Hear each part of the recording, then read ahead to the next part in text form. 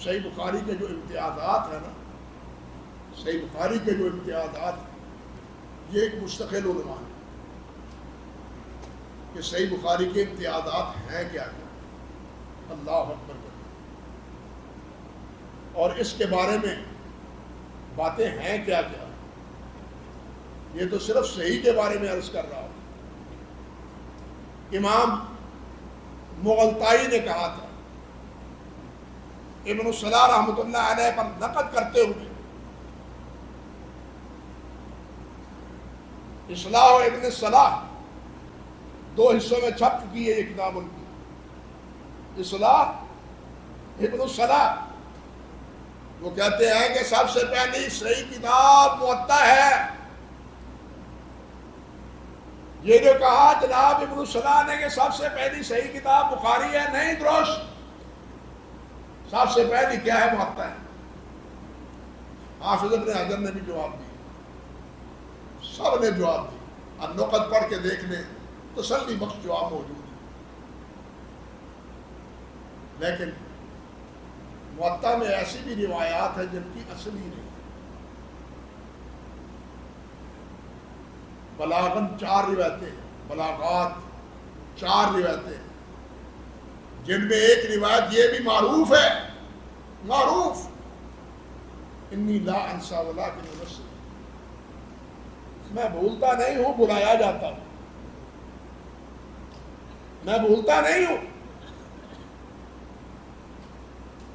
اللہ نے تو فرمایا سنقرئک فلا تنسى، یہاں کیا ہے؟ انی لا انسا.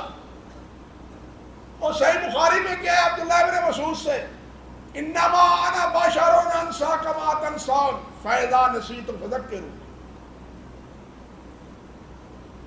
فاذا نسيت فذكروني انما انسى كما تنسون. نبی علیہ السلام نماز میں سال ہوا ہے یا نہیں ہوا؟ بھولے ہیں یا نہیں ہوئے تھے؟ 4 سے 5 پڑھی ہے یا نہیں پڑھی؟ 4 کی 3 پڑھی ہے یا نہیں پڑھی؟ بات سمجھے یا نہیں؟ بھولے ہیں یا نہیں؟ تو اس کے کیا معنی کہ انی لا انسا، میں بھولتا ہی نہیں.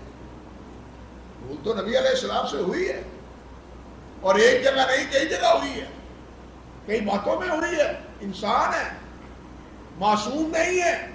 یہ علیحدہ بات ہے کہ ایسے موقع پر اللہ کی طرف سے رہنمائی آ جاتی ہے، اللہ کی طرف سے رہنمائی آ جاتی ہے.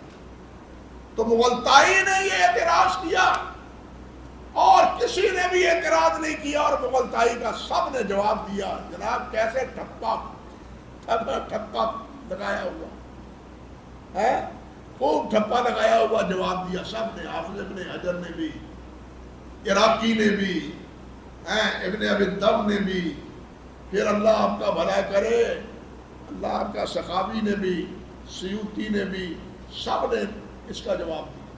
غلط کہتے ہو مغلطائی صاحب. اب اگلی بات سنیے. یہ تو مغلطائی کی بات تھی. 14ویں صدی کی ایک اور بدعت ہے، یا کہہ لیجیے کہ ایک اور جھوٹ ہے. وہ کیا؟ کہ جناب سب سے صحیح ترین کتاب الاثار ہے. کبھی سنی تھی بات یہ؟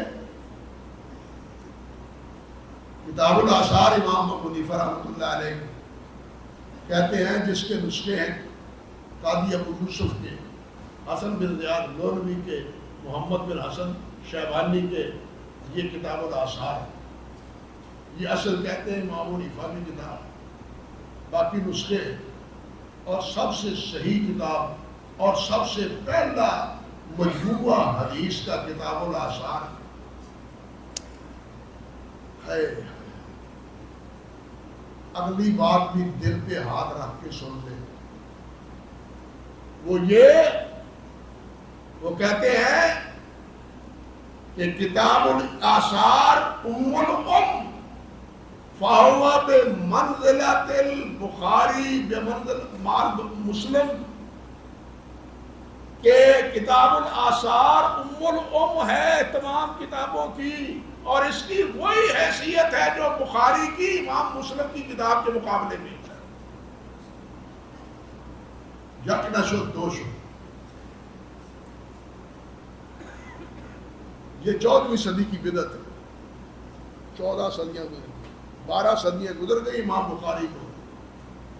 یہ بات کسی کو نہ سوجی, نہ کسی نے کہنے کی جسارت کی, لیکن اب کہی جا رہی ہے, اب لکھی جا رہی ہے, اور اب جناب کیا ہے وہ پنجابی کے سن لائی جا رہی ہے. سمجھ گئے بات؟ اب کہی جا رہی ہے, لکھی جا رہی ہے, اس کی تائیدیں ہو رہی ہیں. کیا کیا کہوں گے, کن کن نے کیا کیا تائیدیں کی, لیکن یہ امر واقعہ کے بالکل خلاف, حقیقت کے بالکل خلاف, سراسر غلط بیانی پر مبنی. جس کتاب میں امان بن ابی عیاش جیسا, جس کتاب میں مجالد بن سعید جیسا, جس کتاب میں عبد الکریم بن ابی المخارق جیسا, جس کتاب میں ایوب بن عتبہ جیسا, جس کتاب میں محمد بن زبیر جیسے کذاب اور متروک راوی پائے جاتے ہوں, کیا اس پر صحیح کا اطلاق کیا جا سکتا ہے؟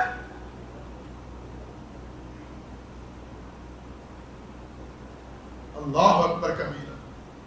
بات کہتے ہوئے بھی انسان کو کچھ شرم آنی چاہیے, بے شرمی کی انتہا نہیں کرنی چاہیے. ٹھیک ہے, آپ کو امام بخاری کی اصحاحیت نہ آپ کو قبول ہو, لیکن اس کا یہ مطلب تو نہیں کہ صحیح بخاری کو کہ بمنزلہ کتاب الاثار کو قرار دے دو. اللہ سے ڈرو, قیامت کے دن بھی حاضر ہونا ہے. ما ينفذ من قول الا لديه رقیب عتید. جو کچھ کہہ رہے ہو, جو کچھ لکھ رہے ہو, وہ اللہ کے ہاں لکھا جا رہا ہے. ہمارے ہاں, ہماری کتابوں میں نہیں, اللہ کے ہاں بھی لکھا جا رہا ہے. اللہ سے ڈرنا چاہیے. اور یہ جو میں نے نام لکھے ہیں, رجال کی کتابوں میں نام بتلائے ہیں, رجال کی کتابوں میں دیکھ لیں, کسی کو کذاب لکھا ہے, کسی کو متروک لکھا ہے. اور ضعیف تو چھوڑے نا کتنے, بلکہ کتاب الاثار کی بلا مبالغہ 70 سے 80% حماد بن ابی سلیمان سے, حماد بن ابی سلیمان امام ابو حنیفہ رحمۃ اللہ علیہ کے آخری استاد ہیں, اور انہی کی وفات کے بعد ان کے مسند نشین ہیں. حماد بن ابی سلیمان ابراہیم نخعی کے مسند نشین نہیں ہے. اور یہ باتیں کون بتلائے گا اور کون کہے گا؟ حماد بن ابی سلیمان ابراہیم کے جانشین نہیں ہے, مسند نشین نہیں ہے. ان کے مسند نشین ابراہیم کے منصور بن معتمر ہیں. منصور بن معتمر کے جانشین سفیان ثوری ہیں. سفیان ثوری کے جو ہے جانشین وکیع بن جراح ہیں. وکیع بن جراح کے جانشین امام احمد بن حنبل ہیں. یہ سب کتابوں میں لکھا ہوا ہے. لیکن حماد بن ابی سلیمان امام صاحب کے استاد ہیں. سیرت نعمان پڑھ کے دیکھ لو, شبلی کی سیرت نعمان ہی پڑھ کے دیکھ لو. سیر میسر نہیں ہے, تذکرہ میسر نہیں ہے, وفیات میسر نہیں ہے, تو وہی پڑھ کے دیکھ لو کہ حماد کے جانشین کون ہیں. کہتے ہیں امام ابو حنیفہ ہے, امام سفیان. حماد بن ابی سلیمان کو میں نے پہلے بتلایا تھا نا, حماد 3 مشہور ہیں, ان میں ایک حماد بن ابی سلیمان ہے. یہی اب یہ حماد بن ابی سلیمان امام احمد کہتے ہیں, سن لے بات, امام احمد کہتے ہیں کہ حماد سے 3 راوی روایت کریں. کون؟ شعبہ, سفیان ثوری, حشام بسوائی. یہ 3 راوی روایت کرے تو حماد کی روایت صحیح ہے, ورنہ حماد کی روایت ضعیف ہے. کیوں؟ کہ حماد آخری دور میں اختلاط کا شکار ہو گیا, اور باقی 3 کے علاوہ باقی جتنے ہیں انہوں نے اختلاط کے بعد سوا کیا ہے. اختلاط کے بعد سنا ہے. تو امام ابو حنیفہ تو ان کے ہیں ہی آخری شاگرد. کچھ بات سمجھے؟ امام ابو حنیفہ تو ہیں ان کے آخری شاگرد. یہ بات امام احمد نے بھی کہی اور یہی نقل کی پھر علامہ حیثمی نے مجموع الزوائد میں بھی کہ حماد کے 3 شاگردوں کے علاوہ باقی تمام روایات محمول علی بعد الاختلاط، اختلاط کے بعد معلوم. اس لیے 70 سے 80% تو روایتیں گئی. کیوں جی مولانا؟ نکال کے دیکھ لو فہرست. 70 سے 80%. کسی اور طرف دیکھنے کی ضرورت نہیں، یہ گئی. اب ایمانداری سے بتلائے کہ اس کے بعد اس کو عصا کہا جا سکتا ہے یا صحیح کہا جا سکتا ہے یا کہنے کی کوئی گنجائش باقی رہتی ہے؟ ہائے ہائے یار، یہ باتیں بڑی لمبی ہیں. اسی کتاب الآثار میں روایت ہے. قاضی ابو یوسف کہتے ہیں مجھے حماد نے بتلایا. حماد کہتے ہیں، وہ ان کے بھی شاگرد ہیں. مجھے حماد نے بتلایا. حماد کہتے ہیں مجھے سعید بن جبیر نے بتلایا. سعید بن جبیر کہتے ہیں میں نے عبداللہ ابن عمر سے پوچھا. عبداللہ ابن عمر سے کیا پوچھا کہ حضرت یہ بتلاؤ نبی علیہ السلام نے حرم میں کہاں نماز پڑھی اور حرم کے اندر بیت اللہ کے اندر کتنی رکعتیں پڑھی؟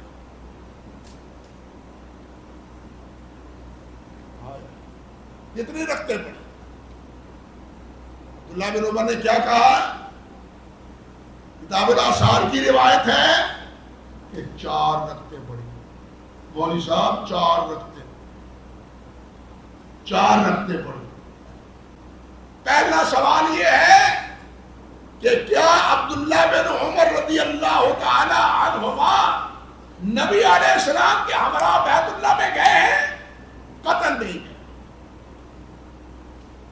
نبی علیہ السلام کے ہمراہ حضرت بلال تھے یا حضرت اسامہ تھے یا بیت اللہ کے چابی بردار تھے عثمان. تیسرا اور چوتھا اور کوئی نہیں تھا.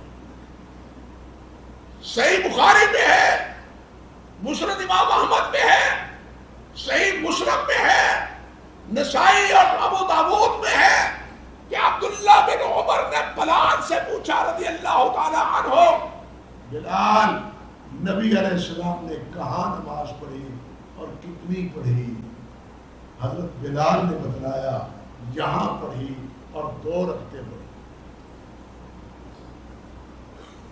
یہاں پڑھی اور 2 رکعتیں. یہ کہاں ہے؟ صحیح بخاری کی روایت، صحیح مسلم کی روایت، مسانید کی روایت، سنن کی روایت. اور جو صحیح ہے جو ام الام ہے، ہائے ہائے، جو ام الام ہے اس میں کیا ہے جی 4 پڑھی. اور جو بتلا رہا ہے وہ تو بیت اللہ میں گیا ہی نہیں. کہاں سے لے آئے روایت آپ؟ اور ایسی روایت کو 1 2 نہیں، متعدد ہے. فتح مکہ ہوا، مکہ فتح ہوا. نبی علیہ السلام حضرت ابوبکر صدیق کے والد گرامی ابو قحافہ کو ملے. ابو قحافہ کی داڑھی تھی بڑی اور تھی بھی کیا؟ سفید. آپ نے پڑھا ہے بخاری میں، مسانید میں اور مشکات میں بھی پڑھا ہوگا، کتاب اللباس میں.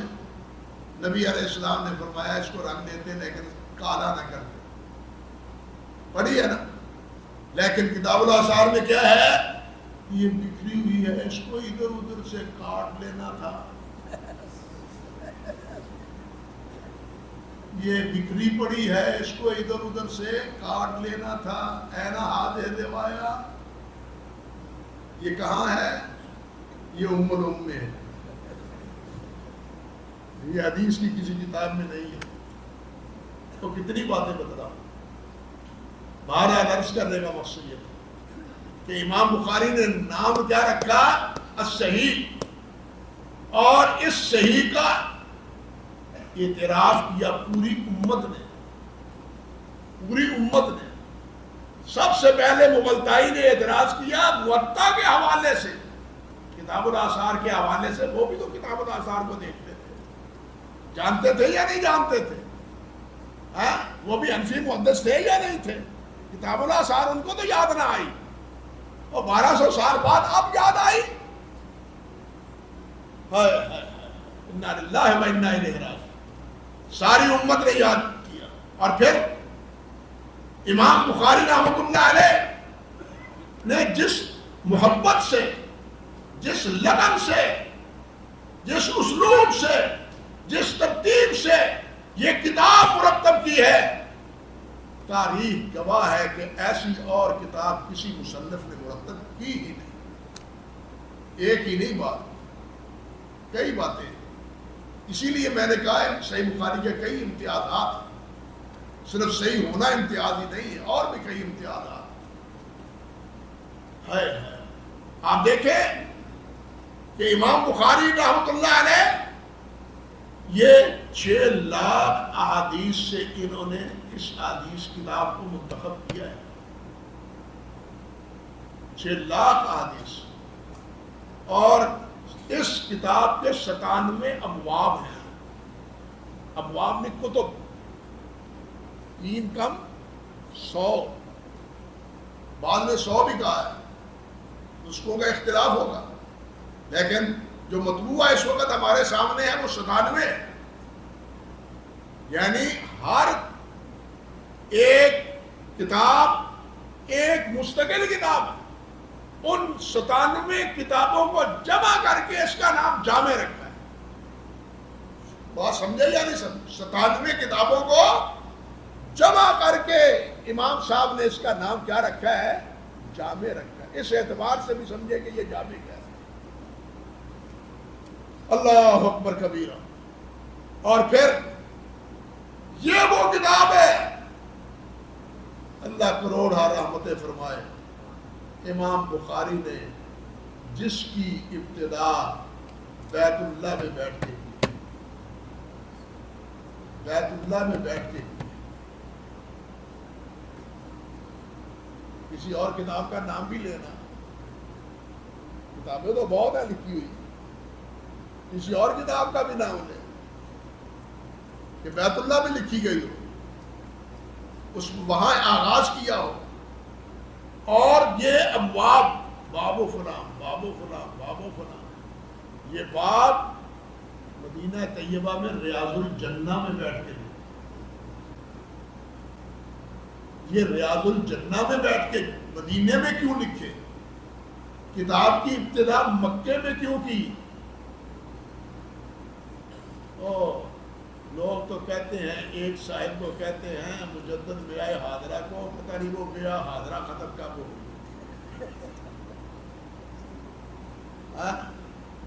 مجدد بیعہ حاضرہ پتہ نہیں بیعہ حاضرہ کب ختم ہو گئی. جب مجدد بیعہ حاضرہ جو ہوئے تو حاضرہ تو پتہ نہیں کب تک رہے گی. آپ سنتے ہوں گے تیری ہر ہر ادا سنت مصطفیٰ. حضرت صاحب جناب کافی پیتے تھے، یہ بھی سنت مصطفیٰ ہے. تیری ہر ہر ادا سنت مصطفیٰ، یہ بھی سنت مصطفیٰ ہے حقہ پینا، مگر شرم ان کو نہیں آتی. انا للہ میں یہ ہیں جن کی ایک ایک ادا سنت مصطفیٰ، یہ ہیں جن کی ایک ایک ادا سنت مصطفیٰ. وہ میں نے بتلائی نہیں امام علی بن مدینی کی بات، انہی کے تو یہ شاگرد ہیں امام بخاری رحمۃ اللہ علیہ، جن کی ایک ایک ادا سنت مصطفیٰ ہے. صحیح اس لیے کہ دین کی ابتدا مکے میں ہوئی ہے، وحی کا آغاز مکے میں ہوا ہے. دین کی تنفیذ، اس کی تنفیذ، اس کے احکام کا اجرا مدینے میں ہوا ہے. اس لیے ابواب مدینے میں مرتب کیے، اور مدینے میں بھی اب کہاں بیٹھ کے؟ ریاض الجنہ میں بیٹھ کے. اور صرف جمع ہی نہیں کر دیے بلکہ ہر حدیث کے لکھنے سے پہلے غسل کرتے، 2 رکعتیں پڑھتے، دو رکعتیں پڑھنے کے بعد دعائے استخارہ پڑھتے، اپنی تحقیق پر اطمینان کر لینے کے باوجود اللہ ذوالجلال سے مشورہ ہوتا، بارے الہ اگر تیرے علم میں یہ روایت یہ درست ہے تو مجھے اس کتاب میں درج کرنے کی توفیق دے دے۔ استخارے کے بعد اس کتاب میں جناب وہ حدیث مرتب کرتے۔ او بھائیو، جب پہلا نقش کسی کے سامنے ہو، نقش ثانی تو آسان ہوتا ہے، کسی نقش ثانی کا نام تو لے جو امام بخاری کے اس نقش پر قائم رہا۔ بات سمجھے یا نہ سمجھے؟ جو امام بخاری کے اس نقش پر ہے قائم رہا، یہ ہے ترتیب امام بخاری رحمۃ اللہ علیہ۔ اور آپ کو یاد رہے کہ امام بخاری رحمۃ اللہ علیہ، امام اسحاق ابن راہویہ نام آگے آیا تھا، ہاں بیٹھے ہیں۔ امام اسحاق نے کہا اللہ کے کچھ بندے ایسے ہیں 70,000 احادیث ان کی آنکھوں میں، 70,000 حدیث ان کی آنکھوں میں۔ یہ ہر ساتھی نہیں سمجھ سکتا، جو حفاظ قرآن ہے وہ سمجھتے ہیں۔ جس مصحف پر انہوں نے یاد کیا ہے، انہیں یاد ہے نا یہ لفظ کس سطر میں ہے، سطر کے کس حصے میں ہے، پہلے حصے میں ہے یا دوسرے حصے میں ہے؟ حافظوں یہ یاد ہوتا ہے یا نہیں ہوتا؟ ہاں، امام اسحاق کہتے ہیں 70,000 حدیث کو میں آنکھوں میں دیکھ رہا ہوں۔ کہاں سے شروع ہوتی ہے، کہاں ختم ہوتی ہے، یہ لفظ کس سطر میں ہے، صدر کے کس حصے میں؟ اللہ اکبر کبیرہ۔ حاکم بخارا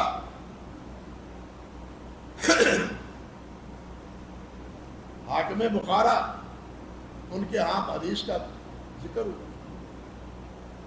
امام اسحاق کہنے لگے کہ قال رسول اللہ صلی اللہ علیہ وسلم کذا وخالفہ الامام ابو حنیفہ، کہ نبی علیہ السلام نے یوں فرمایا مگر اس کی مخالفت امام ابو حنیفہ نے یوں مخالفت میں یوں کہا ہے۔ ابراہیم بن صالح کہنے لگے کذبتا، جھوٹ کہتا ہے، لم یخالف ابو حنیفہ، ابو حنیفہ لم یخالف ابو حنیفہ، امام ابو حنیفہ نے مخالفت نہیں کی۔ امام اسحاق کہنے لگے اپنے دادا کی کتاب لاؤ، ابراہیم بن صالح سے دادا کی کتاب لاؤ گھر سے، اس کتاب کو تیرے دادا کے ساتھ میں نے سنا کیا ہے، سنا ہے، پڑھا ہے، وہ لاؤ۔ اس کے 19 ورق اٹھاؤ اور اس کی سطر نمبر غالباً 9 ہے، وہ پڑھو، وہاں یہ حدیث ہے حاکم بخارا کے سامنے پڑھی گئی، جس طرح امام اسحاق بن راہویہ نے کہا تھا اسی طرح وہ اس سطر میں وہ روایت نکلی۔ لیکن امام اسحاق نے یہ کہہ دیا، امام بخاری فرمانے لگے استاد جی اللہ کے کچھ بندے وہ بھی ہیں کہ جو اپنی آنکھوں میں 2 لاکھ احادیث کو دیکھ رہے ہیں، جو اپنی آنکھوں میں 2 لاکھ احادیث کو دیکھ رہے ہیں۔ یہ 6 لاکھ احادیث تو ہیں، یہ جمع کی تھی امام بخاری نے المسند الجامع میں، اور ان میں جو یاد تھی ان کی تعداد کی یہ پوزیشن، پھر اس کتاب سے چھانٹی کی امام بخاری نے اس کتاب کی جس کا نام الجامع الصحیح لکھا، اور صحیح کی تعریف آپ پڑھیں، اور پھر آگے کیا ہے الجامع الصحیح المسند، یہ ہے مسند۔ میرا کیوں ہمارا دین کس کے ساتھ وابستہ ہے؟ اللہ اور اللہ کے باقی تفہیم ہے، حدیث کی تفہیم ہو، قرآن کی تفہیم ہو، تفہیم ہے، اقوال ذکر کر دیتے ہیں، لیکن مقصود کیا ہے؟ وہ نبی صلی اللہ علیہ وسلم کا فرمان ہے، کیونکہ دین کی بنیاد ہماری وہ کس پر ہے؟ قال اللہ و قال الرسول پر، اطیعوا اللہ و اطیعوا الرسول پر۔ اس لیے مسند حدیث کس کو کہتے ہیں؟ اب اس میں بھی اختلاف، یہ مسند کی تعریف میں بھی اختلاف۔ حافظ صاحب نے الموقظہ میں کچھ کہا. موقظہ میں تو وہ یہ کہتے ہیں متصل سندہ بذکر نبی صلی اللہ علیہ وسلم، جس کی سند متصل ہو نبی علیہ السلام کے نام کے ساتھ. لیکن یہ مسند کی تاریخ پر پوری نہیں اترتی، کیونکہ مسند حدیث میں مرسل بھی ہوتی ہیں، منقطع بھی ہوتی ہیں. حدیث نبی علیہ السلام کا ذکر ہوتا ہے لیکن اس پر مسند کا اطلاق نہیں ہوتا. صحیح جامع تعریف وہ ہے جو حافظ ابن حجر نے شرح نخبہ میں کی ہے. وہ کیا ہے؟ وہ کہتے ہیں کہ ما اضیف الی النبی صلی اللہ علیہ وسلم بسند ظاہرہ الاتصال، بسند ظاہرہ الاتصال، کہ جس میں نبی علیہ السلام کی طرف بات منسوب ہو اور وہ سند ظاہراً کیا ہو؟ متصل. کیونکہ معنن روایت ظاہراً کیا ہے؟ متصل ہے. یہ علیحدہ بات ہے کہ ان میں ارسال پایا جاتا ہے، ان میں انقطاع ہو سکتا ہے، لیکن ظاہری طور پر وہ کیا ہے؟ اتصال ہے. تو مسند کیا ہے؟ کہ جس میں نبی علیہ السلام کی احادیث، لیکن اس میں وہ خامی نہیں جو مسند کی تعریف میں ہے. کیوں کہ مسند میں صحیح کی شرط نہیں ہے، اس میں صحیح کی شرط ہے. اس لیے اس میں نہ مرسل ہے، نہ اس میں منقطع ہے، بات سمجھے، نہ اس میں تدلیس ہے، نہ اس میں راوی مختلف کی روایت. ہاں حدیث آتی ہے، روایت کرتے ہیں محدثین، روایت بیان کرتے ہیں، بیان کرنے کے بعد کہتے ہیں رجالہ رجال الصحیح ہے، ھذا حدیث علی شرط البخاری، ھذا حدیث علی شرط البخاری و مسلم. یہ الفاظ حاکم بھی کہتے ہیں، یہ الفاظ حیثمی بھی کہتے ہیں، یہ الفاظ فیض القدیر میں مناوی بھی کہتے ہیں اور باقی علماء بھی کہتے ہیں. لیکن اہل علم سے پوچھیں کہ کیا یہ کہہ دینے کے باوجود وہ حدیث صحیح ہے کہ رجالہ رجال الصحیح علی شرط بخاری علی شرط مسلم، کیا وہ صحیح ہے؟ کہتے ہیں نہیں صحیح، نہیں صحیح. کیوں کہ راوی تو ہے صحیح بخاری کا، لیکن صحیح بخاری میں امام بخاری نے اس کی تدلیس والی روایت نہیں لی. دوسری کتاب میں تدلیس کا امکان موجود، بخاری میں امکان موجود نہیں. بات سمجھ گئے؟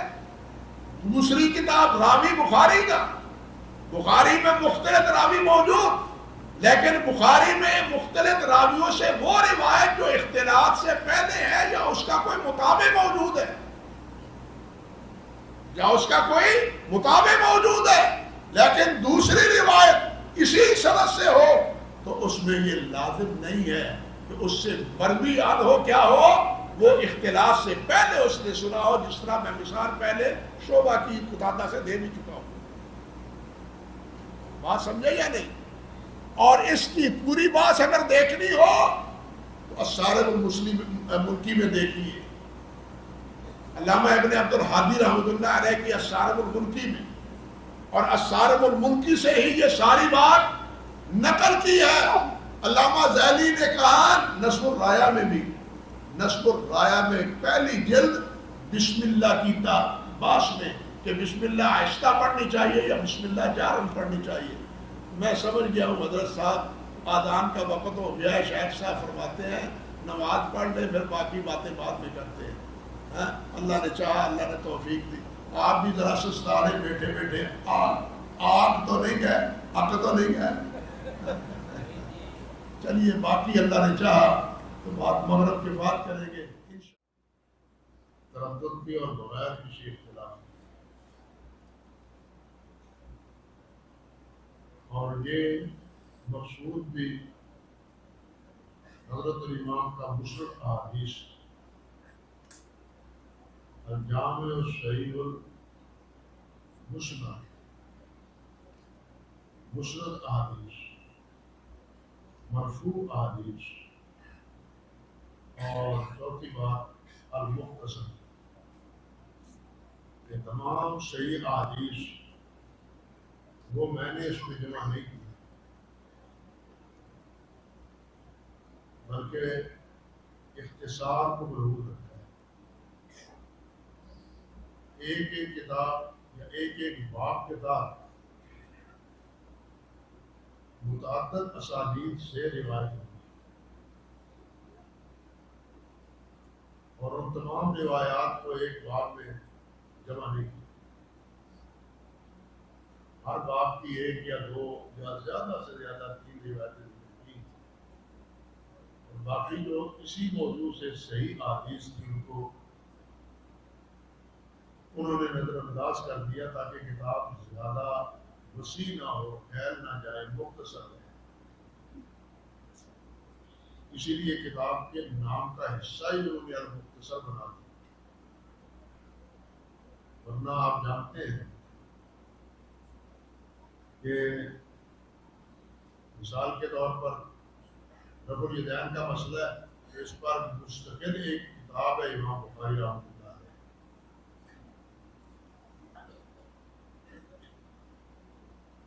فاتحہ کا مسئلہ ہے تو اس پر بھی مستقل کتاب ہے امام بخاری رحمۃ اللہ علیہ۔ اسی طرح اللہ سبحانہ و تعالیٰ کی صفت تخلیق کا تذکرہ ہے، اس پر بھی ایک مستقل کتاب ہے امام صاحب رحمۃ اللہ علیہ، خلق و افعال کے بعد۔ ہر چیز کا خالق اللہ سبحانہ و تعالیٰ ہے، جس پر شے کا اطلاق ہوتا ہے، انسان ہی نہیں، حیوان ہی نہیں، جن ہی نہیں، فرشتے نہیں، جن کو آپ دیکھتے ہیں یا جس کو نہیں دیکھتے، حتیٰ کہ جو آپ عمل کرتے ہیں ان کا خالق بھی اللہ ہے۔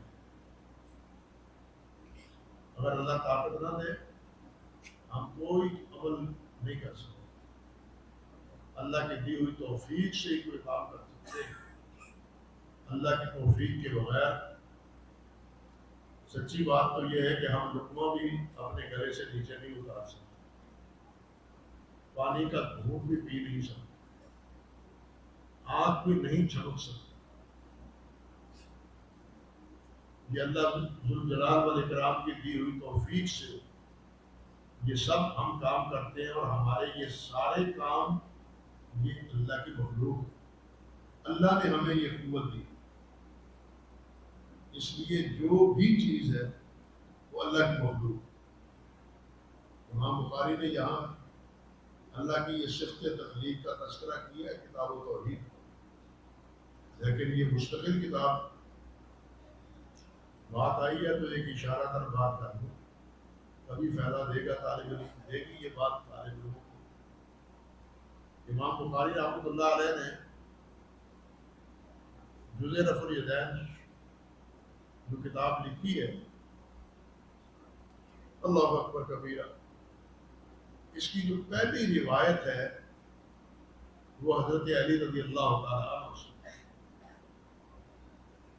اور حضرت علی سے روایت کرنے والے بھی اہل کوفہ ہیں۔ اب دیکھیے کہ یہ کیوں کیا امام بخاری نے؟ حضرت عبداللہ بن عمر کی روایت جو بخاری میں آئی ہے وہ کیوں نہیں لائے پہلے؟ صحیح بخاری میں تو حضرت عبداللہ بن عمر کی روایت ہے، وہ کیوں نہیں لائے؟ حضرت علی کی روایت کیوں لائے ہیں جزء رفع الیدین سب سے پہلے؟ اور لائے بھی اس سند سے ہیں جس سند کے راوی کوفی اہل کوفہ کے، ان کا کوئی کام یا کوئی اس قسم کی بات حکمت سے، دانائی سے اور علم سے خالی نہیں۔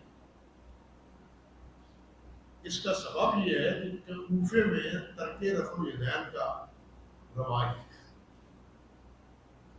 تذکرۃ الودین کا روایت۔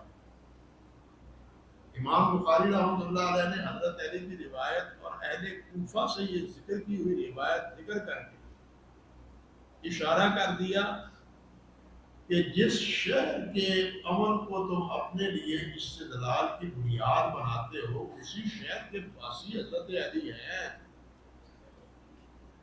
اور اسی شہر کے علی سے روایت کرنے والے بھی اسی شہر کے ہیں، ان کی کیوں نہیں مانتے؟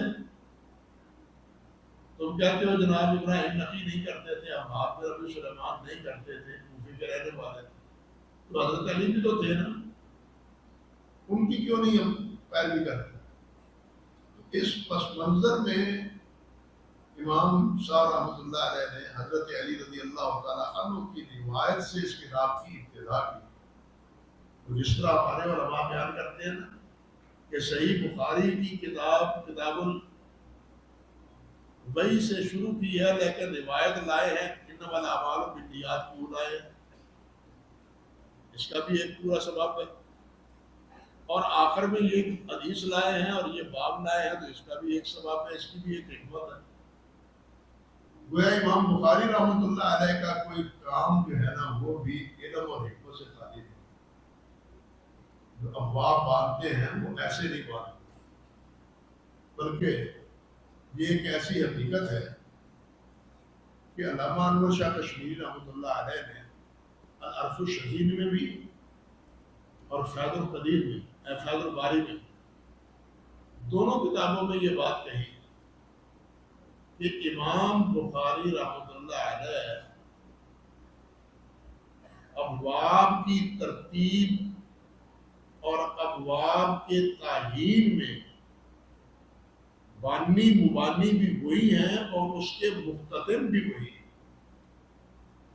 اس کو آپ اپنے بام عروج تک پہنچانے والے بھی وہی ہیں، کہ جو تفہیم، جو ترتیب اور جو ابواب صحیح بخاری کی ہے وہ دوسری مبوب کتابوں میں نہیں ہے، دوسری مبوب کتابوں میں نہیں ہے۔ آپ موطا دیکھ لیں، مصنف ابن ابی شیبہ دیکھ لیں، مصنف عبد الرزاق دیکھ لیں، کوئی ترتیب نہیں ہے، وضو کے مسائل میں بھی ترتیب نہیں ہے، نماز کے مسائل میں بھی ترتیب نہیں ہے، لیکن صحیح بخاری میں ایک ترتیب ہے، اور ایسی ترتیب ہے کہ اس ترتیب پر علامہ بلقینی رحمۃ اللہ علیہ نے مستقل ایک رسالہ لکھا ہے۔ جس طرح ہمارے مشائخ علماء قرآن مجید کا درک رکھنے والے اور شبہ رکھنے والے مفسرین، تفسیر سے جن کا ذوق، وہ بتلاتے ہیں سورۃ فاتحہ تمام قرآن مجید کا خلاصہ ہے۔ سورۃ فاتحہ کا سورۃ بقرہ سے کیا تعلق ہے، کیا مناسبت ہے، بقرہ کی آل عمران سے کیا مناسبت ہے، آل عمران کی نساء کے ساتھ کیا مناسبت ہے، بلکہ آیات کی باہم آپس میں ترتیب کی کیا مناسبت ہے، یہ باتیں بیان کرتے ہیں عموماً قرآن مجید کے دروس میں رمضان المبارک کے دوران۔ بالکل اسی طرح علامہ بلقینی رحمۃ اللہ علیہ نے بدر البائی سے لے کے کتاب التوحید تک ابواب اور کے درمیان جو ترتیب ہے اس کے بارے میں پوری مستقل ایک کتاب لکھی ہے، جس کا خلاصہ حافظ ابن حجر رحمۃ اللہ علیہ نے فتح الباری کی آخری جلد اور مقدمے میں دے دی ہے۔ اللہ اکبر کبیر۔ تو ایسے اسلوب میں، ایسے طریقے میں امام صاحب رحمۃ اللہ علیہ نے یہ کتاب لکھی ہے کہ امر واقعہ یہ ہے کہ یہ ترتیب دوسری کتابوں میں نہیں ہے، نہ سنت نہ مصنفات میں، جس طرح کہ شیخ رحمۃ اللہ علیہ نے فرمایا۔ اور دوسری بات اسی ترتیب کے حوالے سے بات کر رہے تھے ہم کہ مختصر ہے یہ کتاب،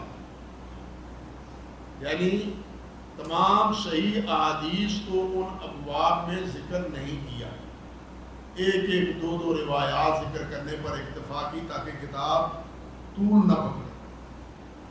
اور پھر آگے من امور رسول اللہ صلی اللہ علیہ وسلم، رسول اللہ صلی اللہ علیہ وسلم کے اوامر، آپ کے احکام، آپ کے اقوال، آپ کے فرمودات، اس میں آپ کے فرمودات ہیں، و سنن ہی، آپ کے معمولات ہیں اس میں، و ایام ہی، اور آپ کی حیات طیبہ سے متعلق جو ضروری باتیں اور صحیح باتیں ہیں وہ بھی اس میں۔ یہ صرف حدیث تقریری نہیں ہے، بات سمجھ لیں۔ حدیث کی 3 قسمیں بیان کرتے ہیں نا علماء، ایک حدیث قولی، ایک فعلی، ایک تقریری۔ تقریری، قولی، فعلی تو عموماً سمجھتے ہیں، مجلس علماء کرام کی ہے، طلباء کی ہے۔ تقریری بھی کوئی مشکل مسئلہ نہیں کہ نبی علیہ السلام کے سامنے ایک امر ہوا، آپ نے اس پر خاموشی اظہار فرمائی، خاموشی فرمائی، کوئی اس کی تردید نہیں کی، اس سے روکا نہیں، اس سے منع نہیں کیا، تو یہ تقریری حدیث ہے، اس کو تقریری حدیث کہتے ہیں۔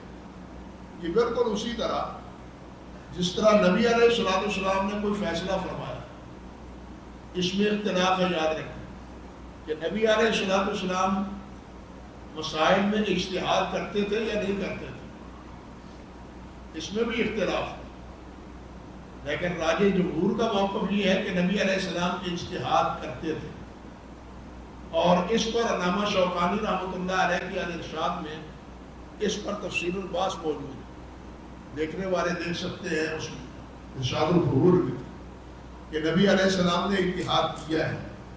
یہی وجہ ہے کہ بعض اجتہادات کے نتیجے میں اللہ سبحانہ و تعالیٰ کی طرف سے تنبیہ آئی کہ یہ بات یوں نہیں ہونی چاہیے تھی، یوں ہونی چاہیے تھی۔ بات سمجھے یا نہیں؟ ایسے مواقع موجود ہیں۔ لما تحرم ما احل اللہ لک، شریف قرآن مجید کی آیت ہے اس مسئلے میں۔ تو بہرحال جہاں نبی صلی اللہ علیہ وسلم کے اتحادی امور پر اللہ سبحانہ و تعالیٰ کی طرف سے خاموشی ہے، تو گویا وہ خاموشی اللہ کی طرف سے نبی علیہ السلام کی تائید ہے۔ بات سمجھے؟ وہ من جانب اللہ ہی ہوئی۔ اسی طرح نبی علیہ السلام کی خاموشی وہ بھی نبی علیہ السلام کی گویا کہ ایک اجازت ہے۔ نبی علیہ السلام یا اللہ کا رسول خلاف شریعت کام دیکھ کے خاموش نہیں رہ سکتا، کیونکہ امر بالمعروف اور نہی عن المنکر فریضہ کس کا ہے؟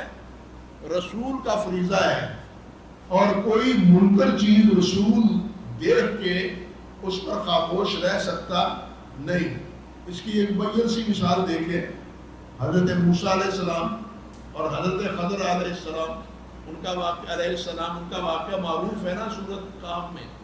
باوجود عہد و پیمان کے، وعدہ کرنے کے کہ میں آپ کا کوئی سوال نہیں کروں گا، لیکن جو ہی دیکھا کہ جناب وہ کشتی کا تختہ توڑ دیا، تو موسیٰ علیہ السلام خاموش نہ رہ سکے کہ یہ مالی نقصان کیا، تو آپ نے یہ ان کا مالی نقصان کر دیا۔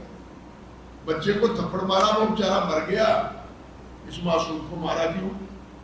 بھائی کسی کا مر جانا یہ منکر ہی ہے نا، تو اس پر موسیٰ علیہ السلام باوجود وعدے کے، باوجود اقرار کے، موسیٰ علیہ السلام خاموش نہیں رہے۔ تو یہ چیز بتلاتی ہے کہ نبی منکر کو دیکھ کے خاموش نہیں رہتا۔ اگر غلط کام ہو تو نبی علیہ السلام اس کی تردید کر دیتے ہیں۔ کتنے مواقع ہیں جہاں نبی علیہ السلام ما بال اقوام، نبی علیہ السلام نے کتنے موقع پر فرمایا، یہ بات جملہ فرمایا، لوگوں کو کیا ہو گیا کہ ایسا کرتے ہیں، ایسا کرتے ہیں، ایسی شرطیں لگاتے ہیں جو کتاب اللہ میں نہیں ہے، جو اللہ کے فرمان میں نہیں ہے۔ یعنی نبی علیہ السلام کی اس قسم کے انکارات ان ایسے افعال پر موجود ہیں۔ لیکن جہاں یہ انکار نہیں ہے تو گویا یہ تصدیق ہے اس عمل کی جو نبی علیہ السلام کے سامنے ہوا ہے اور آپ نے اس کا انکار نہیں کیا۔ میں سیدھی سی مثال دیتا ہوں، یاد ہوگا آپ کو، صبح کی نماز کے بعد آپ 2 رکعتیں سنتیں رہ جائیں تو پڑھنے کے جواز کے قائل ہیں یا نہیں ہے؟ کیوں قائل ہیں؟ حالانکہ نبی علیہ السلام نے کیا فرمایا ہے کہ صبح کی نماز کے بعد نماز نہیں ہے، اسی طرح عصر کی نماز کے بعد نماز نہیں ہے، لیکن صبح کی نماز کے بعد 2 سنتوں کی آپ کیوں قائل ہیں؟ کیونکہ نبی علیہ السلام کے سامنے ایک ساتھی نے پڑھی، آپ نے پوچھا یہ کیوں پڑھا ہے، یہ کیوں پڑھی 2 رکعتیں؟ اتصلی صبح اربعن 4 رکعتیں پڑھ رہے ہو؟ نبی علیہ السلام سے عرض کرنے لگے حضور میری سنتیں رہ گئی تھی، فلم یقل لہ شیء، آپ نے کچھ نہ فرمایا۔ بعد جب آیات فسقط رسول اللہ صلی اللہ علیہ وسلم، آپ خاموش ہو گئے، کچھ نہ انکار کیا۔ یہ انکار نہ کرنا وہ جواز بن گیا، بات سمجھے؟ ورنہ یہ وقت پڑھنے کا نہیں، مگر یہاں قضا نماز سنت قضا اس لیے جائز بن گئی کہ نبی علیہ السلام نے ایک کو پڑھتے ہوئے دیکھا، آپ نے استفسار فرمایا، اس نے وضاحتاً عرض کی، آپ نے اس کو منع نہیں کیا، تو یہ منع نہ کرنا ان کے 2 رکعتیں سنتیں قضائی طور پر پڑھنے کی کیا بن گئی؟ اجازت بن گئی۔ تو اس کو کیا کہتے ہیں؟ حدیث تقریری۔ حدیث تقریری، لیکن حدیث تقریری میں وہ جنگ کے واقعات، سفر کے واقعات نہیں آتے جو نبی کریم صلی اللہ علیہ وسلم نے کیے۔ بات سمجھے یا نہیں؟ واقعہ کوئی ہوا جنگ کے دوران تو نبی علیہ السلام نے وضاحت فرما دی، لیکن جنگ کے واقعات ہیں، جنگ کے واقعات ہیں، نبی علیہ السلام غزوات میں شریک ہوئے ہیں، بعض جنگوں میں آپ شریک نہیں ہوئے، لیکن من جانب اللہ ان کی اطلاع آپ کو ملتی رہی۔ جس طرح غزوہ موتا میں نبی علیہ السلام منبر پر بیٹھ کے ساری حالات بیان فرما رہے تھے، یاد آئی بات یا نہیں؟ ساری بات بیان فرما رہے تھے، لیکن آپ وہاں شامل نہیں تھے۔ اب یہ حدیث بن گئی، یعنی آپ نے یہ بیان فرمایا، آپ وہاں قید نہیں، لیکن جو بات کا واقعات ہے، مثلا اس کے غزوہ فتح مکہ کے ہیں، غزوہ اپنے خیبر کے ہیں، غزوہ خیبر کے تبوک کے ہیں، یا اسی طرح یہ کیا ہے طائف کا غزوہ ہے، ان میں جتنے واقعات ہوئے یہ تاریخی ہیں، تاریخ سے غزوات سے متعلق ہے، ان کا تقریر سے تعلق نہیں ہے۔ گویا امام بخاری رحمۃ اللہ علیہ نے کتاب الجہاد اور جہاد میں نبی علیہ السلام کے کی خدمات اور واقعات ان کو بھی اس کتاب میں جمع کر دیا ہے، صرف تقریری حدیث پر اکتفا نہیں کی۔ اسی لیے میں یہ کہنے کی جسارت کروں گا کہ حدیث کی جو تعریف امام بخاری نے کی ہے وہ ہماری اس تعریف سے زیادہ جامع ہے جو ہمیں شرح نخبہ میں، تدریب الراوی میں، تقریب میں، الارشاد میں یا ابن الصلاح میں پڑھائی جاتی ہے یا پڑھی جاتی ہے۔ بات سمجھے یا نہیں سمجھے؟ امام بخاری رحمۃ اللہ علیہ نے فرمایا ہے ایام میں تقریری حدیث بھی آ جاتی ہے اور آپ کی حیات مبارکہ کے سارے واقعات بھی آ جاتے ہیں، تاریخ بھی پوری آ جاتی ہے۔ اور امام بخاری رحمۃ اللہ علیہ نے انبیاء کی تاریخ بھی بیان کی ہے، باسم علیہ صحابہ کی تاریخ بھی بیان کی ہے، نبی علیہ السلام کے غزوات کی تاریخ بھی بیان کی ہے، جن کا تعلق اکثر و بیشتر جن سے تقریری حدیث سے نہیں ہے۔ اسی لیے حضرت امام صاحب رحمۃ اللہ علیہ نے کتاب کے نام میں حدیث کی بجائے ایام کے لفظ جو ہے نا وہ ذکر کیے۔ حافظ ابن حجر رحمۃ اللہ علیہ نے البتہ جو لفظ ذکر کیے ہیں وہ بھی میں نے آپ کے سامنے ذکر کیے کہ وہ کیا ہے، الجامع الصحیح المختصر من حدیث رسول اللہ صلی اللہ علیہ وسلم من حدیث ہی و سنن ہی و تقریر ہی. وہ یہ الفاظ ہیں. دوبارہ یہ تھوڑا سا اختلاف ہے دونوں ناموں میں. تو اس نام سے حضرت امام صاحب رحمۃ اللہ علیہ نے یہ کتاب مرتب کی.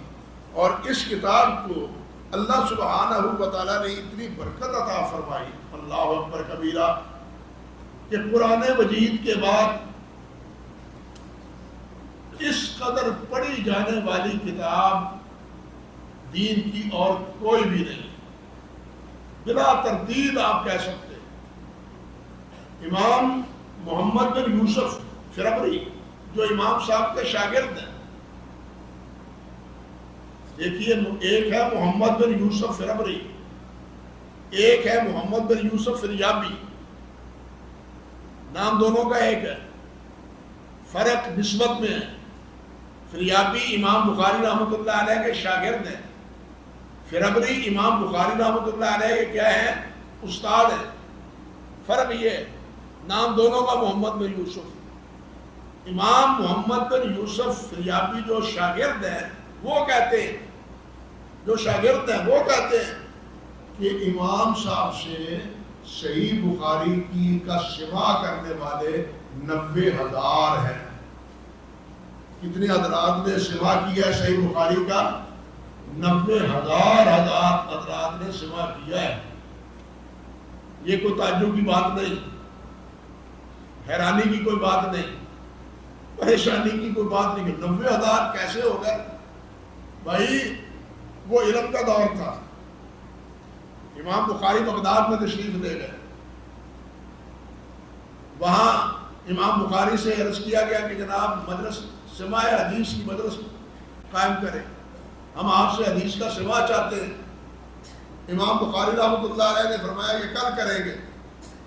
اب مسجد میں اعلان ہو گیا, جامع مسجد میں اعلان ہو گیا بے کل امام بخاری رحمۃ اللہ علیہ وہ حدیث سنائیں گے. اب یہ اعلان مسجد میں ہوا ہے, تاریخ بغداد اٹھا کے دیکھیں, مسجد میں یہ اعلان ہوا ہے. اور 24 گھنٹے کے نوٹس پر, یہ میڈیا نہیں ہے, اشتہارات نہیں ہے, اور یہ ٹھیپے والا میڈیا بھی نہیں ہے کہ 10 سب کو اعلان پتہ چل جائے. بس اعلان ہوا ہے مسجد میں, تو اگلے روز جتنے حاضرین تھے ان کی تعداد 20,000 تھی. 20,000 تھی. آپ حیران ہوں گے کہ یزید بن ہارون رحمۃ اللہ علیہ کی مجلس سے سماع میں بیٹھنے والوں کی تعداد 10,000 ہوتی تھی. یزید بن ہارون رحمۃ اللہ علیہ اور اسی طرح امام قجی رحمۃ اللہ علیہ کی مجلس میں 8 سے 10,000 کا سماع ہوتا تھا. طالب علموں کا ہزاروں کی تعداد ہوتی تھی, 10-20 نہیں. آج ہم کتنی کوشش کرتے ہیں, جامعات میں کتنی تعداد ہے, مدارس میں طالب علم کتنے ہیں, ان کی ایک مجلس میں جتنے افراد ہوتے ہیں ہمارے سارے مدارس کے اتنے افراد نہیں ہوتے. وہ دور علم کا تھا, علم کی اس وقت قدردانی تھی, اس لیے ایک مجلس میں ہزاروں افراد ہوتے تھے. امام احمد بن حنبل رحمۃ اللہ علیہ درس حدیث بیٹھے تشریف رکھے انہوں نے بیٹھے, تو ان کی مجلس میں 5,000 تھے وہ جو لکھنے والے تھے, اور 5,000 کے قریب جو کھڑے تھے اور جو ان کی آواز سن کے آگے سنا رہے. اللہ اکبر کبیرہ, یہ کیفیت ہوتی تھی. اور مجلس سماع میں 5 سے 10 مستملی ہوتے تھے, آگے لکھوانے والے, مستملی لکھوانے والے. میری آواز آگے, اس کی آواز آگے, اس کی آواز آگے, سپیکر تو تھے نہیں. اس طرح حدیث کی سماعت ہوتی تھی. یہ مسئلہ ایسے نہیں کہ یہ سپیکر چل گیا اور آپ سب نے سن لیا, نہیں. انہوں نے کہا حدثنا فلان, وہ آگے کہتا حدثنا فلان, وہ آگے کہتا حدثنا فلان. یہ 5-6 اسی طرح کہہ رہے ہیں اور سب کو سنایا جا رہا ہے. یہ کیفیت ہوتی تھی مجلس سماع میں. اللہ اکبر کبیرہ. تو حضرت امام بخاری رحمۃ اللہ علیہ نے یہ کتاب لکھی تو 90,000 نے ان سے مردوں نے سوا کیا. یہ تو تھے مرد. جن کتنے ہوں گے سوچئے ذرا, جن بھی ہوں گے یا نہیں ہوں گے؟ شاید آپ سمجھتے ہوں گے نہیں ہوں گے. نہیں تھے.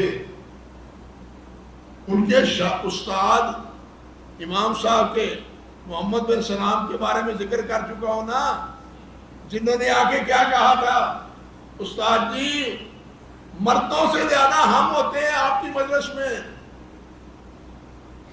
مردوں سے زیادہ ہم ہوتے ہیں آپ کی مجلس میں. امام بخاری کی مجلس میں بھی جن ہوتے تھے. دلیل کیا ہے؟ البدر الطالع میں لکھا ہے حافظ علامہ شوقانی نے کہ عبد الغنی مقدسی رحمۃ اللہ علیہ, عبد الغنی نابلسی رحمۃ اللہ علیہ, جبال دمشق میں جن ملا. وہ جن کہنے لگا, نام بھی اس نے بتلایا کہ میرا یہ نام ہے, اور کہنے لگا کہ میں نے امام بخاری سے صحیح بخاری کا سماع کیا ہے, اب تم مجھ سے صحیح بخاری کا سماع کر لو, ایک واسطے سے روایت بیان کیا کرو. سمجھے بات؟ تو کیسے آپ مان لیں کہ جناب جن نہیں ہوتے تھے؟ یہ تو 90,000 مرد انسان ہوتے تھے. جنوں کی تعداد اللہ ہی بہتر جانتا ہے کتنی ہوگی. یہ بات تو ہمارے سامنے لکھی پڑی سامنے آ گئی نا. وہ جن نے نابلسی کو کہا رحمۃ اللہ علیہ کو, البدر الطالع میں لکھا ہے شوقانی رحمۃ اللہ علیہ نے. یہ سنی سنائی باتیں نہیں ہیں, پڑھی پڑھائی باتیں اللہ کے فضل و کرم سے. تو خیر بہرحال عرض کرنے کا مطلب یہ تھا کہ مردی نہیں, اس کتاب کو سننے والے جن بھی تھے. اس لیے کہتا ہوں جتنی پذیرائی اللہ نے اس کتاب کو دی ہے کسی اور کو نہیں دی. دوسری بات کہ امام بخاری رحمۃ اللہ علیہ کی اس کتاب کو پڑھنے والے, اس کتاب کو پڑھنے والے, ان کی تعداد بھی دیکھیے. جتنا اس کتاب کو پڑھا گیا ہے, دنیا میں کسی کتاب کو قرآن مجید کے بعد نہیں پڑھا گیا. کسی کتاب کو نہیں پڑھا گیا. قرآن مجید سب سے زیادہ پڑھا جاتا ہے. وہ تو ہے ہی قرآن, جس کا مادہ ہی قارا ہے وہ تو پڑھا ہی جائے گا. لیکن بخاری شریف بھی پڑھی جاتی ہے. امام ابن عطیہ رحمۃ اللہ علیہ, ان کے بارے میں ہے کہ انہوں نے صحیح بخاری کو 700 مرتبہ پڑھا تھا. بخاری شریف پڑھنے والوں, ہم تو سند لینے کے بعد دوبارہ بخاری کو کھول کے بھی نہیں دیکھتے. یہ حقیقت ہے یا نہیں؟ ہم تو بخاری کھول کے بھی نہیں دیکھتے.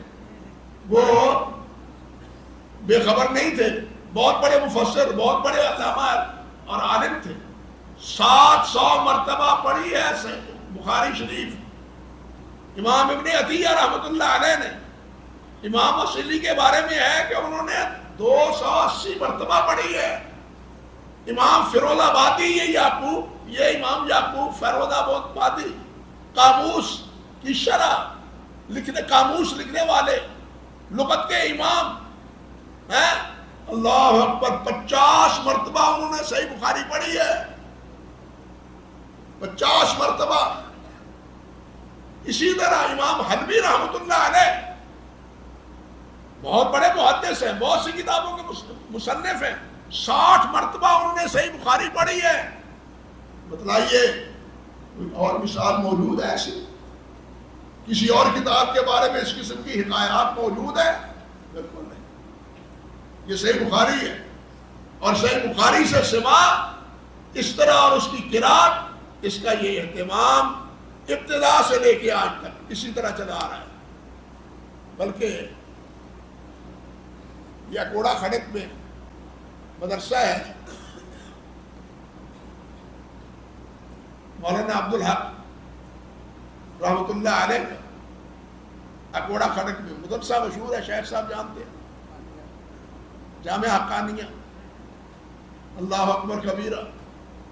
بھائی ان کا پرچہ نکلتا ہے الحق, اس میں ایک دفعہ چھپا جب یہ اپنے افغانستان میں لڑائی ہو رہی تھی نا روس کے ساتھ, جن اور روس کے ساتھ.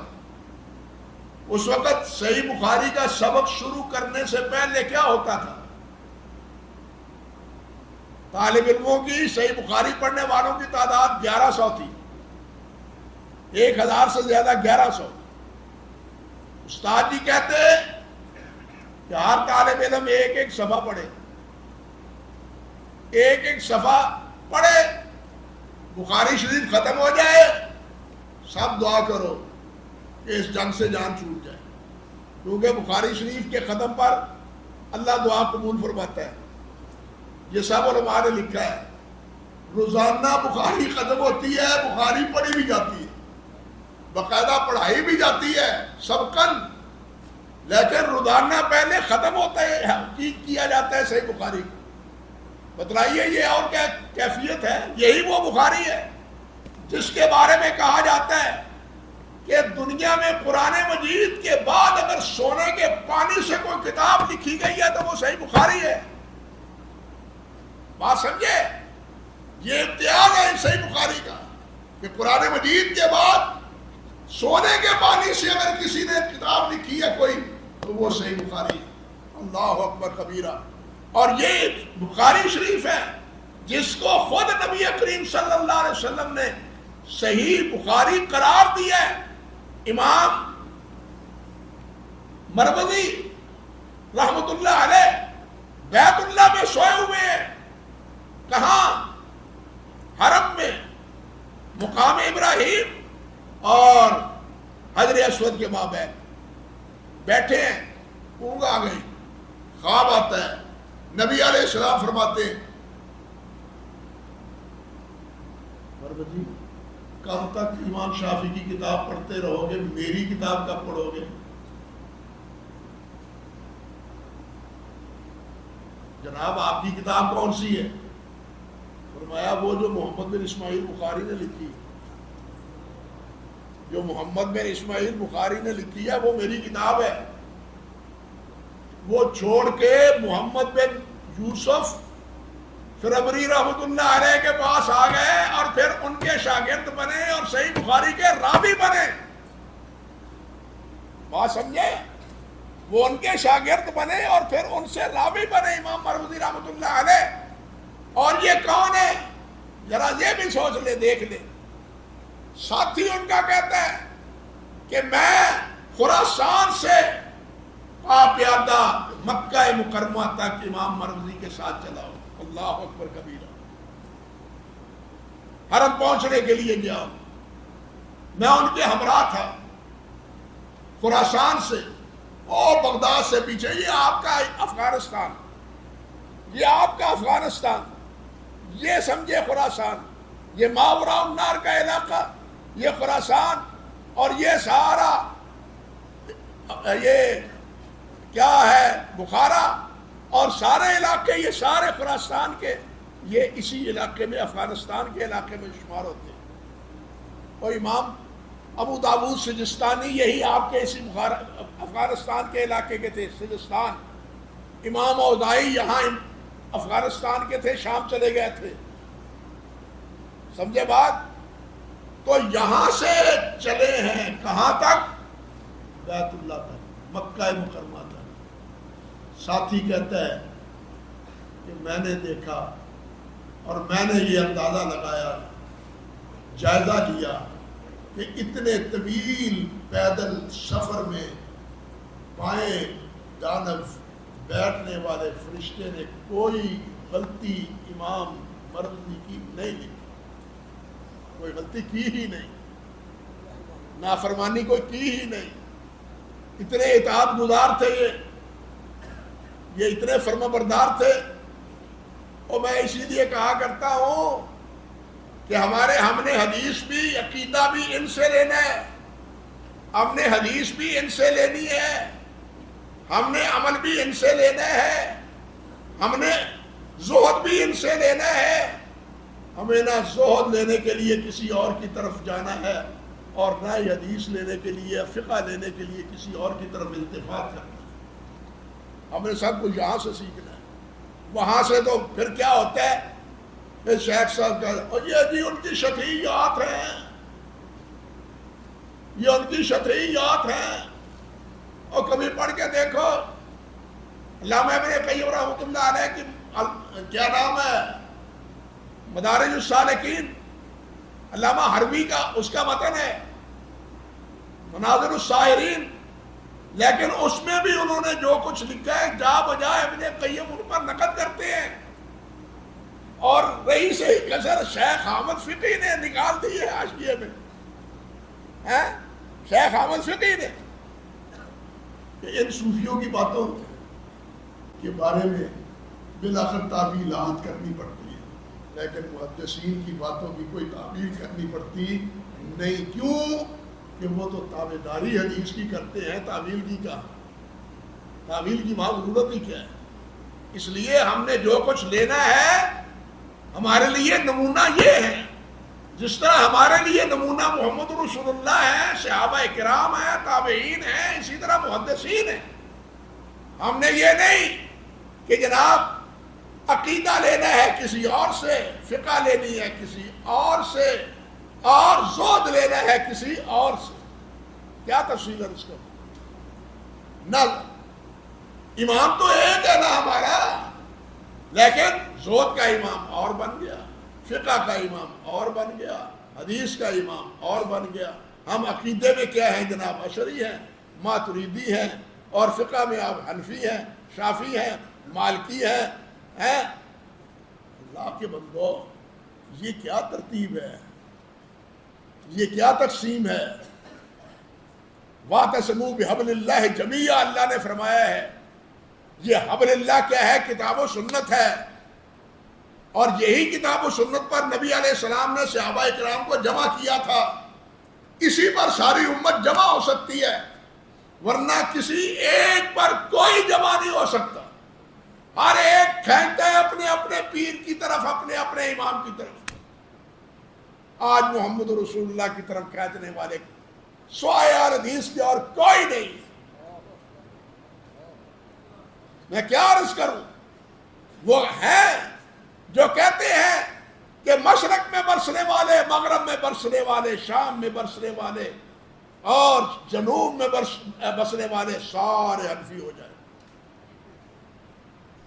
دوسرا کہتا ہے، معمولی آدمی نہیں کہتا، امام الحرمین کہتا ہے، امام الحرمین یجب علی کافۃ الخلق، پوری مخلوق پر واجب ہے کہ وہ شافعی بن جائیں، وہ مشرق کے رہنے والے ہوں، مغرب میں رہنے والے ہوں، شمال میں رہنے والے ہوں، جنوب میں رہنے والے ہوں۔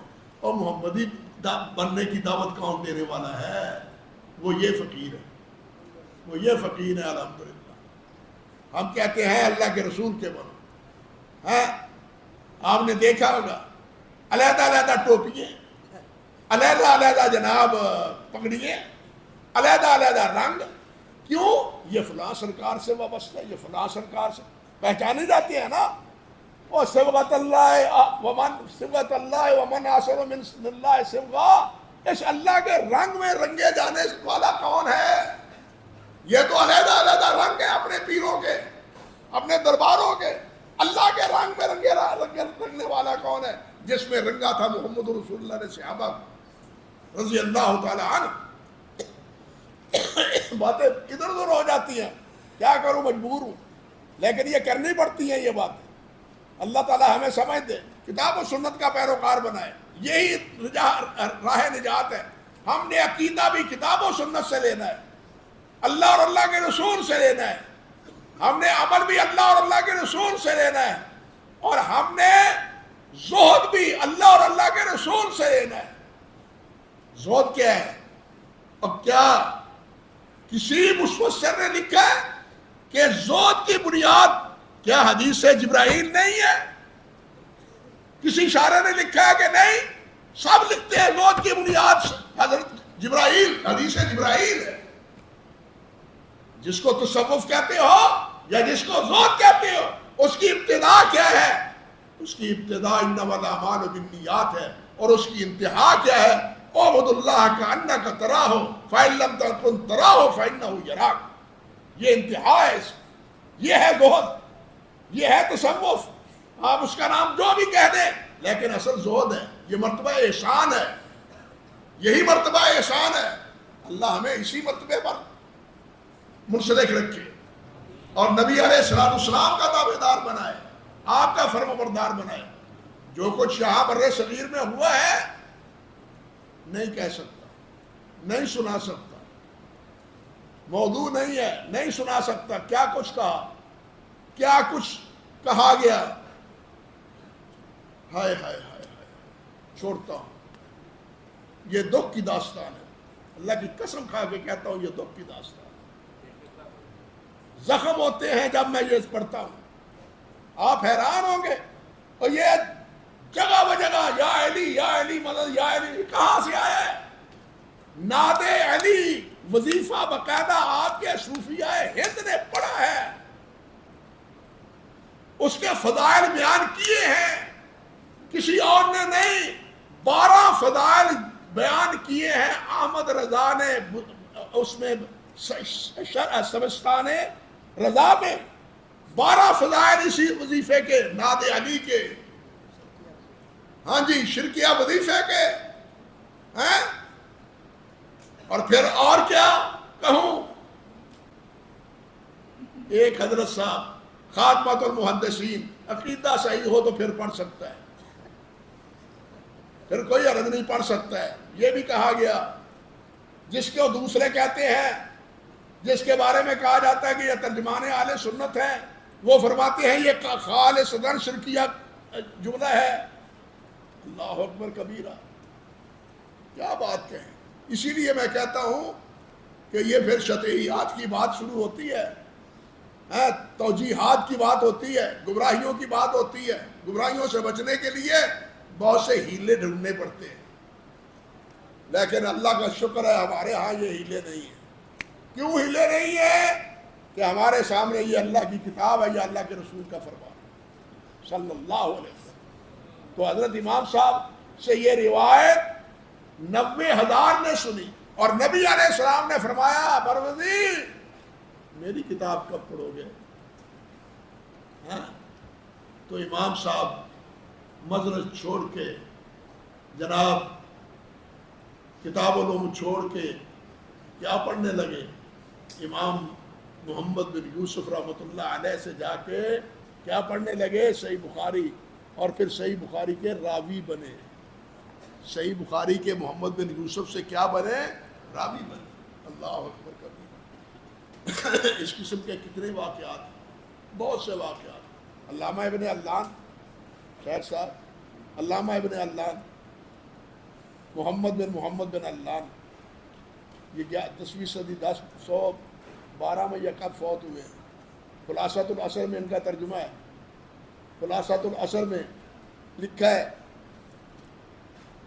کہ یہ اپنے علم و فضل کے اعتبار سے علامہ سیوطی تھے.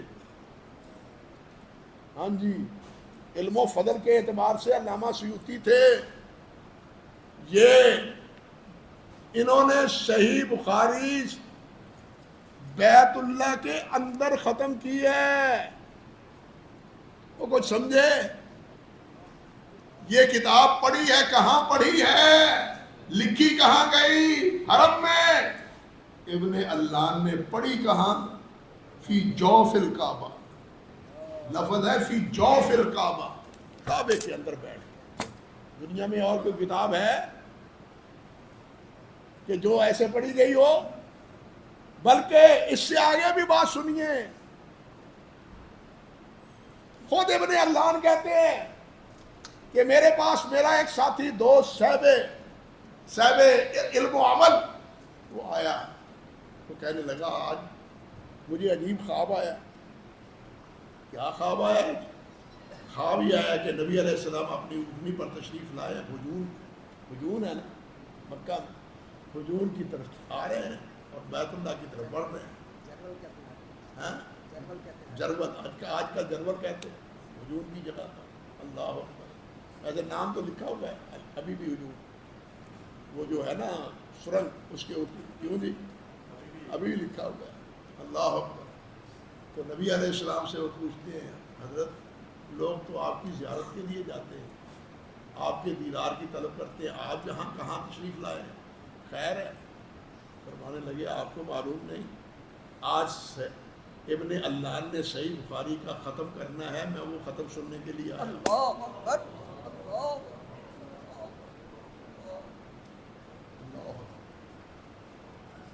اسی لیے میں نے کہا کہ اس کے امتیازات تو اتنے ہیں کہ جو ایک مجلس میں مشکل ہی بیان ہو سکتا۔ یہ بزرگ کو گپتے نے سوال کریں۔ جی کیا ارشاد ہے جناب؟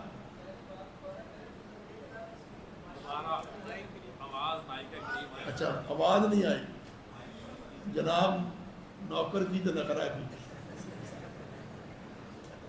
میں کہہ رہا ہوں ابن اللہ رحمۃ اللہ علیہ عرض کر رہا ہوں کہ انہوں نے صحیح بخاری کی قرات فی جوف الکعبہ، کعبہ کے اندر کی ہے، اور وہ خود فرماتے ہیں کہ مجھے ایک صالح آدمی نے بتلایا کہ مجھے خواب میں نبی علیہ الصلوۃ والسلام کی زیارت ہوئی۔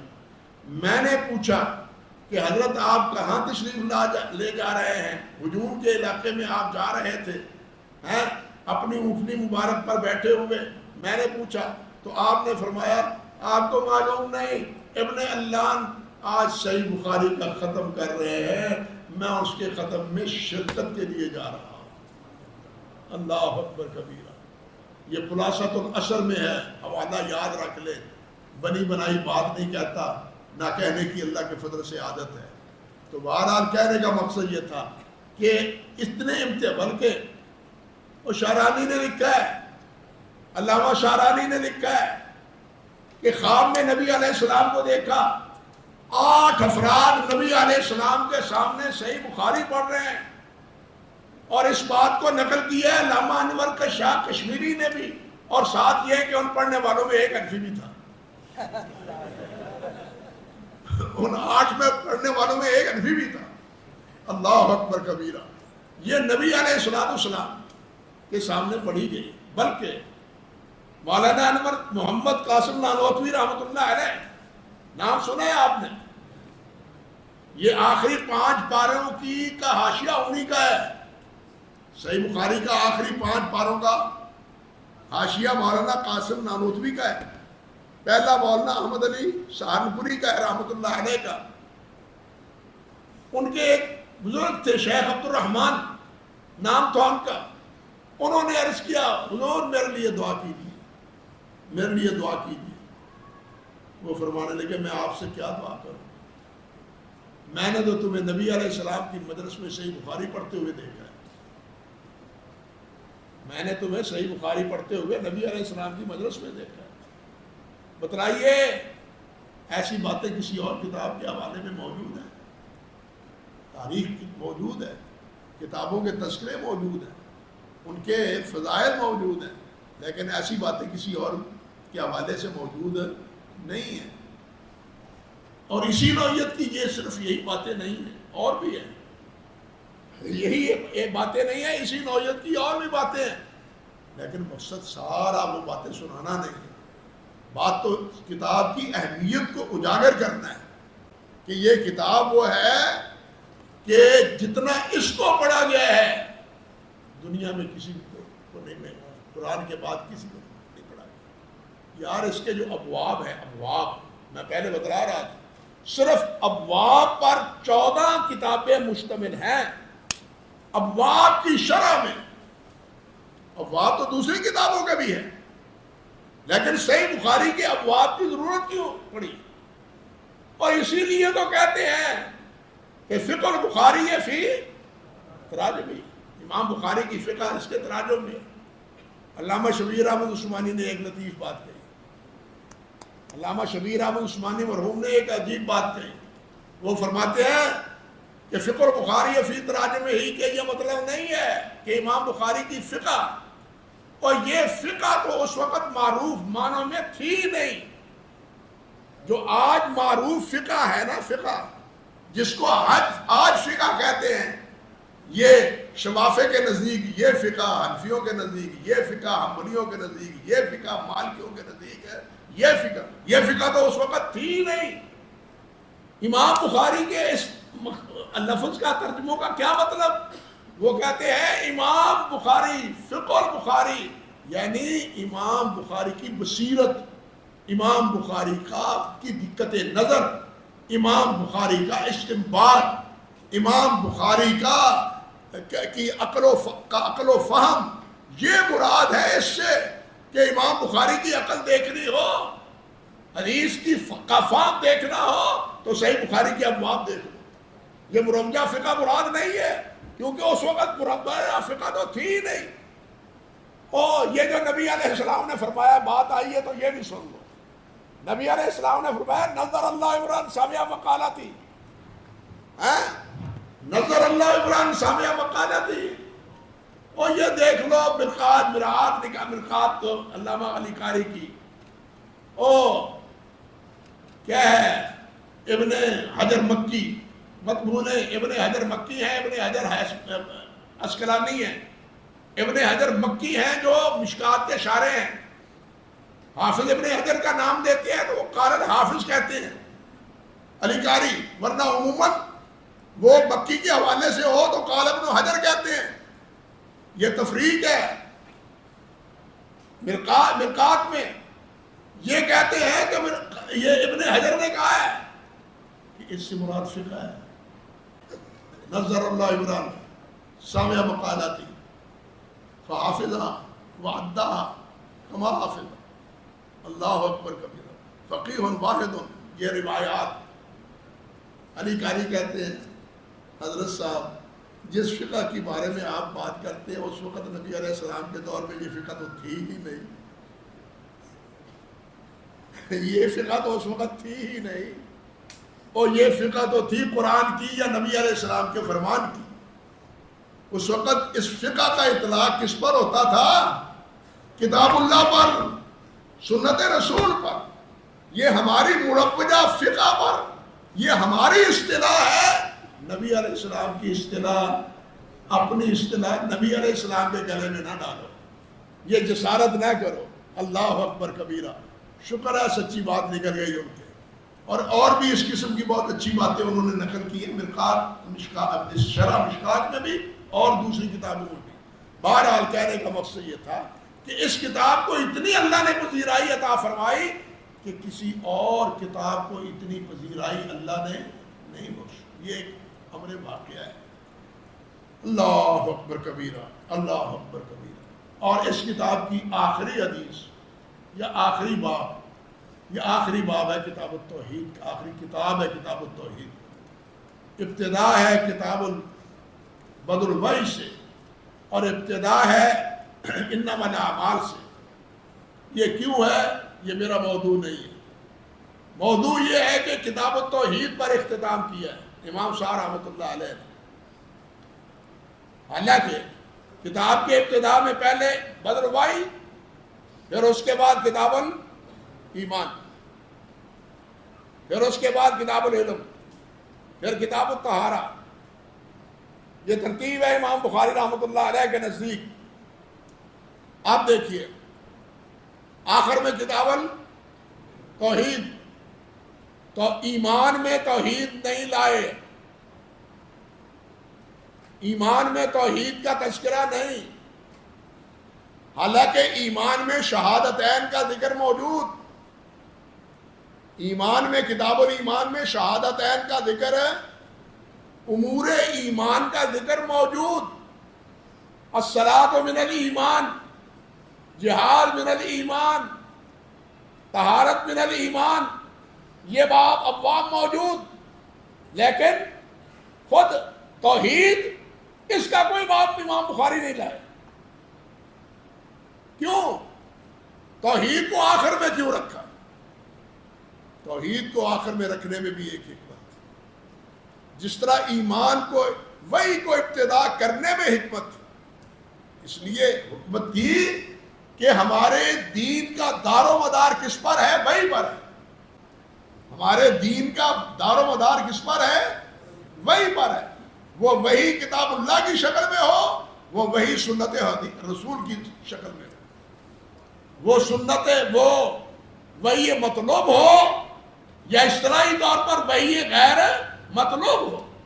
حالانکہ وہی غیر مطلوب کس کو کہتے ہیں؟ پڑھنے کا اس کو بھی حکم دیا گیا ہے. وَاتْلُ مَا أُوحِيَ إِلَيْكَ مِنْ کتاب ربک. یہاں یہ فرمایا گیا، وہاں اللہ نے یہ بھی فرمایا ہے یا نساء النبی فَاذْكُرْنَ مَا يُتْلَى فَاذْكُرْنَ مَا يُتْلَى فِي بُيُوتِكُنَّ. تلاوت ہے تلاوت ہے. گھر میں صرف قرآن تو نہیں پڑھا جاتا تھا, نبی علیہ السلام حدیث بھی سکھاتے تھے یا نہیں سکھاتے تھے؟ دعائیں سکھاتے تھے یا نہیں سکھاتے تھے؟ دین کی باتیں سکھاتے تھے یا نہیں سناتے تھے؟ تلاوت کا لفظ اس پر بھی ہوا ہے, لیکن اصطلاحی اعتبار سے یا عمومی اعتبار سے تلاوت کا اطلاق قرآن مجید پر ہوتا ہے, اگرچہ تلاوت کا اطلاق حدیث پر بھی ہوا ہے. یہ بالکل اسی طرح ہے کہ جس طرح حدیث کا اطلاق کلام رب پر بھی ہوا ہے, حدیث کا اطلاق انسان کے کلام پر بھی ہوا ہے, حدیث کا اطلاق رسول اللہ کے فرمان پر بھی ہوا ہے. بات سمجھ گئے یا نہیں؟ ایک لفظ کا اطلاق مختلف معانی میں ہوتا ہے. دیکھنا تو یہ ہے کہ یہاں معنی کون سا مقصود ہے, یہاں کون سا مطلوب ہے, یہ فرق ہے. ایک ہی لفظ کو ہر جگہ وہی معنی دینا یہ علم کی شان نہیں ہے, یہ علم کی شان نہیں ہے. اللہ اکبر کبیرہ. تو بہرحال ابتدا وہاں سے کہ دین کی ابتدا کہاں سے ہوئی ہے, وہی سے, اور اختتام کہاں؟ توحید پر. کیوں؟ خود امام بخاری ہی یہ حدیث لائے ہیں کہ انما الاعمال بالخواتیم, کہ اعمال کا دار و مدار خاتمہ عمل پر ہے, خاتمہ عمل پر ہے. اگر خاتمہ بالخیر ہو گیا تو پھر سمجھے بیڑا پار ہو گیا. اگر سارے دین پر عمل کرتا بھی رہا, خدا نہ خواستہ ایسا نہ ہوا کہ زبان سے ایسا کلمہ نکل گیا جو اللہ کے ہاں ناراضگی کا اور غصے کا سبب بن گیا, تو زندگی بھر کی پونجی برباد, زندگی بھر کی پونجی برباد. اس لیے سب دعا کرتے رہے, اللہم احینا ما کانت الحیات خیر لنا وتوفنا اذا کانت الوفات خیر لنا انت ولی فی الدنیا والآخرہ توفنی مسلما والحقنی بالصالحین. سب یہی دعائیں کرتے رہے, ہم بھی یہی دعائیں کرتے ہیں.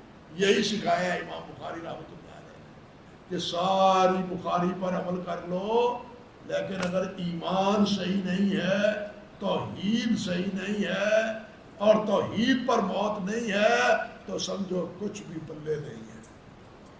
بات سمجھ گئے؟ تو پھر سمجھ لو کچھ بھی پلے نہیں.